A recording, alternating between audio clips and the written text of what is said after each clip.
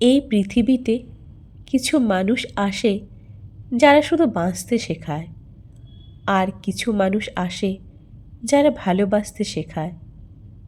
তুমি আমার কাছে সেই দ্বিতীয় মানুষটা। আমি জানি না কখন তুমি আমার নিঃশ্বাসের থেকেও জরুরি হয়ে উঠলে। আমার দিন শুরু হয় তোমার স্বপ্নে, আর শেষ হয় তোমার ভাবনায়। তুমি যখন পাশে থাকো তখন মনে হয় সব চিন্তাগুলো ছুটি পেয়ে গেছে। এই পৃথিবীতে দুঃখ বলে আর কিছু নেই, শুধু আমি আর তুমি, আর আমাদের একান্ত কিছু মুহূর্ত।